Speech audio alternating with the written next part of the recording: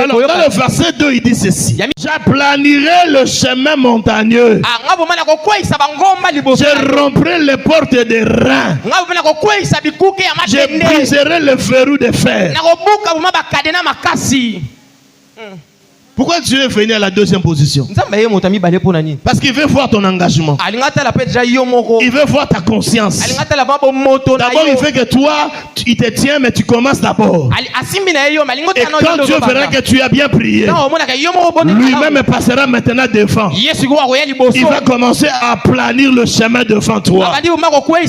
Il va marcher devant toi. Il va rompre les portes de reins. Il dit: je te donnerai des trésors cachés.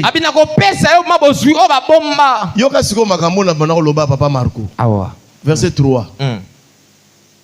Dans la Bible. Derrière toutes ces portes là, derrière toutes ces montagnes là, bouge tout. Derrière toutes les portes que l'ennemi a fermées, il y a des trésors cachés. Donc, quand on parle de trésors cachés, ce sont des choses qui sont enfouies. Ce sont des trésors. Les trésors pour toi peut être le travail. Les trésors pour toi peut être le mariage princesse. Les trésors pour toi peut être le voyage. Mais ces trésors là est caché. Pour aller le découvrir, nous devons percer. Nous devons prier dans la prière et percer. Il dit: je te donnerai des trésors cachés. Il ajoute des richesses enfouies. Ce qui est enfoui, c'est-à-dire ce qui est enterré. Ce qui est enterré, il faut déterrer. Le travail de déterrer, c'est le travail de percer. Ce qui est en haut comme ça, on n'a pas besoin de percer, mais il faut enterrer. Ils ont enterré. Nous devons entrer là-bas. Nous devons aller dans le monde des ténèbres. Nous devons aller dans le monde spirituel.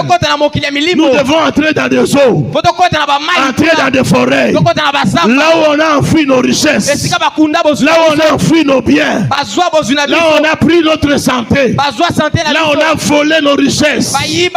Bien aimé dans le Seigneur, écoutez ce qui s'est passé avec Moïse. Papa Sylvain, écoutez. Les enfants d'Israël, ils étaient en train de marcher. Farida, ils marchaient. Ils arrivent quelque part, ils avaient soif. Il n'y avait pas de l'eau à boire. Il n'y avait pas de rivière. Il n'y avait pas de sources. Partout là-bas, c'était le désert. Mais Dieu qui a la vision, Dieu qui a la révélation, il dit à Moïse: tu parleras au rocher. Parce qu'il y avait un rocher là-bas. Parce que Dieu a la révélation de tes richesses. Dieu a la révélation de ta bénédiction. Dieu connaît où se trouve ce que tu es en train de chercher. Dieu connaît où tu es en train de chercher la bonne santé. Il connaît là où on a enfoui ta santé. De même que Dieu voyait les enfants d'Israël marcher et qu'ils avaient soif. Dieu qui a la révélation, il savait qu'il y avait de l'eau dans le rocher. Dans le rocher là-bas, il y avait de l'eau. Écoutez ce que le diable fait. Il ne prend jamais des choses pour les cacher n'importe où. Il va les cacher dans le rocher. Écoutez même d'autres portes que Jésus est en train de dire ici. Il dit: je romprai des portes des reins. Il l'eau, Satan, au bon bango, jamais la porte à triplex. C'est pourquoi, bien aimé, tu dois être une femme de prière.